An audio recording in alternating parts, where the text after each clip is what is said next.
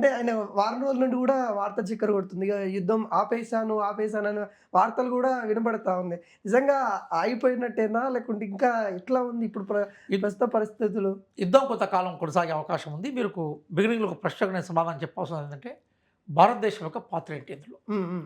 ఇది చాలా కీలకంగా భారతీయులుగా మనం ఆలోచించాలి. అనిల్ గారు వాస్తవంగా మధ్యప్రాచ్యంలోని అన్ని దేశాలతోటి మనకు మంచి సంబంధాలున్నాయి. హ్మ్. హ్మ్. యునైటెడ్ అరబ్ ఎమిరేట్స్ గౌరవ ప్రధాని మోడీ గారికి వాళ్ళ దేశం అత్యున్నత పురస్కారం ఇచ్చింది. హ్మ్. హ్మ్. సౌదీ అరేబియాకు సంబంధించిన రాకుమారుడు రాజు భారతదేశానికి వచ్చిన నేపథ్యం ఉంది. అట్లాగే ఇరాన్, ఇరాక్‌తో గానీ, కువైట్‌తో గానీ అన్ని దేశాలతో సంబంధం ఉంది. దాదాపుగా 1,00,00,000 మంది భారతీయులు మధ్యప్రాచ్యంలో పనిచేస్తున్నారు. ఓకే. వారు పంపే వారి జీతాలకు సంబంధించిన అంశాలు ఏవైతున్నాయో మనకు అపారమైన విదేశీ మారక నిధులను సమకూరుస్తా ఉన్నాయి. చక్కటి సంబంధాలున్నాయి. వీటన్నిటికన్నా పెచ్చు మనకి ఎక్కువగా సంబంధాలున్నది ఇరాన్ తోటే. ఎందుకోసం అంటే నేను ఇంతకుముందు చెప్పినట్టుగా ప్రాచీన కాలం నుంచి సింధు నాగరికత, పర్షియన్ నాగరికత మధ్య సంబంధాలున్నాయి. అలాగే ఇరాన్‌కు సంబంధించిన అనేక మంది రాజులు భారతదేశాన్ని మీదకి దండయాత్రల కోసం వచ్చి ఇక్కడ సెటిల్ అయిన సందర్భాలున్నాయి. ఈరోజు హైదరాబాదుని మొట్టమొదటిసారిగా ఏర్పాటు చేసిన కుతుబ్ షాహీల మూలాలు కూడా ఇరాన్‌లోనే కనిపిస్తా ఉంటాయి. ఓకే. అందుకోసం భారతదేశానికి సంబంధించిన రిలేషన్స్ ఇరాన్‌తో కొనసాగుతా ఉన్నాయి. మనతో చాలా గొప్ప సంబంధాలున్నాయి. అయితే అటల్ బిహారీ వాజ్పేయి గారు ప్రధానమంత్రిగా ఉన్నప్పుడు, అంతకుముందు నెహ్రూ గారు మొట్టమొదటి ప్రధానమంత్రిగా ఉన్నప్పుడు అందరం కూడా మనం పాలస్తీనా విషయంలో పాలస్తీనాకు పూర్తిగా సపోర్ట్ చేశాం. హ్మ్. హ్మ్. కానీ మోడీ గారు ప్రధానమంత్రి వచ్చిన తర్వాత, ప్రధానమంత్రిగా అధికారంకి వచ్చిన తర్వాత విదేశీ వ్యవహారాల్లో కొన్ని తేడాలు వచ్చినాయి. అందులో ప్రధానంగా ఏంటంటే అమెరికన్ సెంట్రిక్ విదేశాంగ విధానానికి మోడీ గారు ఎక్కువ ప్రాధాన్యత ఇచ్చారు. అందుకోసమే ట్రంప్ ఎలక్షన్స్‌లో ఏమన్నాడు? అబ్ కీ బార్ హ్మ్. ట్రంప్ సర్కార్ అన్నాడు. ఒక దేశంలో ఎన్నికలైతే ఆ ప్రజలు ఎవరికి ఓట్లేస్తే వాళ్ళు గెలుస్తూ ఉంటారు. హ్మ్. హ్మ్. మన దేశ ప్రధానమంత్రి అమెరికాకు పోయి అబ్ కీ బార్ ట్రంప్ సర్కార్ అని మాట్లాడడం అనేది సరైన వైఖరి కాదు. అది మన జాతీయ ప్రయోజనాలకు, ప్రజాస్వామ్య విలువలకు విరుద్ధం. ఆసారి ట్రంప్ ఓడిపోయినాడు. మళ్ళీ డెమోక్రటిక్ పార్టీ అధికారంలోకి వచ్చింది. హ్మ్. హ్మ్. మళ్ళీ ట్రంప్ అధికారంలోకి వచ్చాడు. వచ్చిన తర్వాత మోడీ గారు ప్రధానంగా అమెరికా కేంద్రీకృత ఫారిన్ పాలసీకి ఇంపార్టెన్స్ ఇవ్వడం వల్ల ఏమైపోయిందంటే అంతర్జాతీయ సమాజంలో మనం చులకనైపోయినాం. ఒక విషయం అనిల్ గారు, భారతదేశం విశ్వగురు, అవును. ప్రాచీన నాగరికత ఉంది, అద్భుతమైన మానవ సంపద ఉంది. మన్మోహన్ సింగ్ గారు తీసుకొచ్చిన రిఫార్మ్స్ వల్ల ప్రపంచంలో అనేక కంపెనీలకు మన వాళ్ళు సీఈఓలుగా పోయే ఒక అద్భుతమైన వాతావరణం ఉంది. నెహ్రూ గారు తీసుకొచ్చిన పబ్లిక్ పాలసీ వల్ల ప్రపంచం మొత్తం కూడా మన దగ్గర గవర్నమెంట్ స్కూల్లో చదివిన వాళ్ళు సైంటిస్టులు పోయిన సందర్భం ఉన్నది. మనం అలీనా ఉద్యమానికి నాయకత్వం వహించాం. నిక్సన్ ప్రధానమంత్రిగా ఇందిరాగాంధీని బంగ్లాదేశ్ యుద్ధ సమయంలో ఇందిరాగాంధీని ప్రధానంగా కంట్రోల్ చేసే ప్రయత్నం చేసాం, నియంత్రించే ప్రయత్నం చేసాం. ఇందిరాగాంధీ ఏంటంటే limit your tongue, hmm. We are only friends, you are not boss on me అని చెప్పి అమెరికాలో చెప్పొచ్చే చరిత్ర భారతదేశానికి ఇందిరాగాంధీ గారికి ఉంది. హ్మ్. హ్మ్. అంత గొప్ప చరిత్ర ఉన్న భారతదేశము, అంత గొప్ప హృదయం ఉన్న భారతదేశం ఏదైతుందో, ప్రపంచానికి నాయకత్వం భారతదేశము ఈ మధ్య కాలంలో మోడీ సెంట్రిక్ ఫారిన్ పాలసీలో ప్రధానంగా ట్రంప్ సెంట్రిక్ ఫారిన్ పాలసీగా మారడం అనేది బాధాకరం. ఒక అమెరికన్ మినిస్టర్ ఏమంటాడంటే, ఆ భారతీయులతో ఏముంది చాలా వ్యంగ్యంగా, మేము ఎట్లా చెప్తే అట్లా ఉంటారు, లేమంటే లేస్తారు, కూర్చోమంటే కూర్చుంటారని వ్యంగ్యంగా మాట్లాడాడు. మోడీ గారు కనీస ఖండన చేయలేదు. మన మీద 50% పైగా సుంకాలు వేశారు, మనం ఎక్కడా ఖండన చేయలేదు. మీరు ఇరాన్ దగ్గర నుంచి పెట్రోల్ కొనొద్దన్నాడు, మనం జీ హుజూర్ అన్నాం. హ్మ్. రష్యా దగ్గర నుంచి పెట్రోల్ కొనొద్దన్నాడు, జీ హుజూర్ అన్నాం.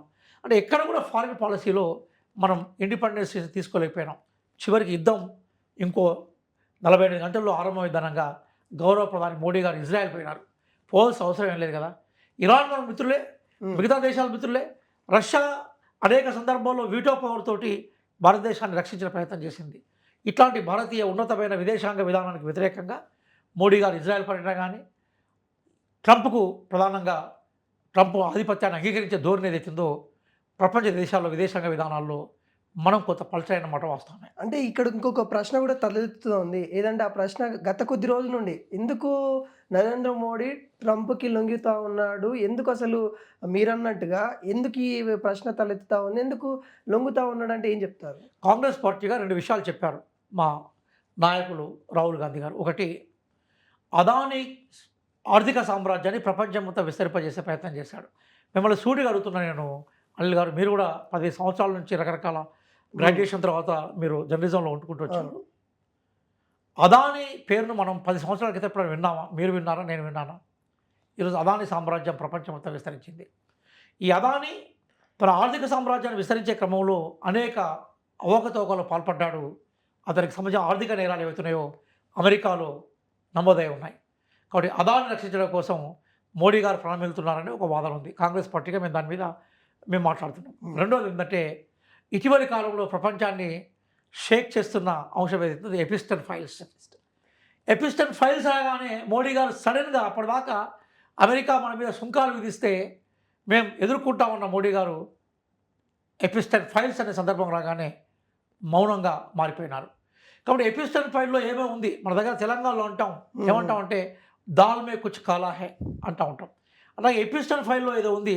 ఆ ఎపిస్టన్ ఫైల్ ని ముందర పెట్టి అదాని వ్యవహారాన్ని ముందర పెట్టి ఈరోజు భారతదేశ విదేశాంగ విధానాన్ని తనకు అనుకూలంగా ట్రంప్ మార్చుకుంటాననే విమర్శలు మేము చేస్తూ ఉన్నాం. దాని మీద గౌరవ ప్రధాని మోడీ గారు ఇప్పటివరకు సమాధానం చెప్పలేదు. అంటే దాని మీద కూడా బీజేపీ నేతలు మాట్లాడుతూ ఉన్నారు. ఎక్కడ కూడా లొంగలేదు, వచ్చే గ్యాస్ వస్తూనే ఉంది, వచ్చే పెట్రోలియం వస్తూనే ఉంది, ఎక్కడ కూడా కొరతలు లేకుండా చేస్తూ ఉన్నాము. కావాలని అధికారం రాలేదని ఆ అక్కస్తోని మా పైన కాంగ్రెస్ పార్టీ తప్పుడు ఆరోపణలు చేస్తూ ఉందని కూడా పదే పదే ఇక్కడ తెలంగాణలో ఉన్న బీజేపీలు చెప్పారు, అటు కేంద్రంలో ఉన్న బీజేపీలు కూడా ఇదే మాట్లాడుతూ ఉన్నారు కదా. నేను మిమ్మల్ని అనిల్ గారు అంటున్నాను, మీరు senior journalist, young journalist, camera తీసుకొని మనం బయలుదేరదాం. మనం ఒకసారి ఎల్పిజి స్టేషన్స్ దగ్గరికి వెళ్దాము. ఎన్ని కిలోమీటర్ల దూరంలో ఆటోలు ఉన్నాయో మీరు చూస్తారు, నేను చూస్తారు. నెంబర్ 1. మీరన్న వాదనే నిజమైతే సిలిండర్ మనకు 21 రోజులకు డెలివరీ అయ్యే సిలిండర్ని ఒకసారి దాన్ని మనము ఇంకో 6 రోజులు ఎందుకు పొడిగించాం మీరు చెప్తే నేను వింటాను. కమర్షియల్కి సంబంధించిన గ్యాస్ని సడన్గా ఎందుకు దాని రేట్ను పెంచారు, అందుబాటులో తీసుకురావడానికి ఎందుకు కండిషన్ పెట్టారు మీరు చెప్తే నేను వింటాను. ఓకేనా? సంక్షోభం ఉంది. అదే క్రమంలో అమెరికా ఒక విషయం ఏమన్నదంటే మీకు 4 రోజులు గడువిస్తున్నా నేను, మీరు ఇప్పుడు రష్యా నుంచి పెట్రోల్ కొనుక్కోవచ్చు అన్న మాట వాస్తవమా కాదా? ట్రంప్ అన్న మాట వాస్తవం కాదా? అన్నప్పుడు మోడీ గారి ఖండన ఎక్కడైనా మీరు ఏదో రూపంలో ఖండఖండాలు వదిలిపెట్టినా ఉంటే నేను అంగీకరించే ప్రయత్నం చేస్తాను. చాలా క్లియర్గా అమెరికా ఏముంది, మీకు 4 రోజులు టైం ఇస్తున్నాను, మీరు ఎక్కడ కొనుక్కుంటారో కొనుక్కోండి అని చెప్పింది. అంటే ఒక సార్వభౌమాధికార దేశాన్ని మరొక దేశము నేను మీకు 4 రోజులు టైం ఇస్తున్నాను, 15 రోజులు టైం ఇస్తున్నాను, మీకు స్వేచ్ఛను ఇస్తున్నాను, లేదా మిమ్మల్ని నియంత్రిస్తానని ప్రకటించడంతో నీ దేశం వలసవాద దేశం కనపడుతుంది తప్ప సార్వభౌమాధికార దేశం కనిపించదు కదా.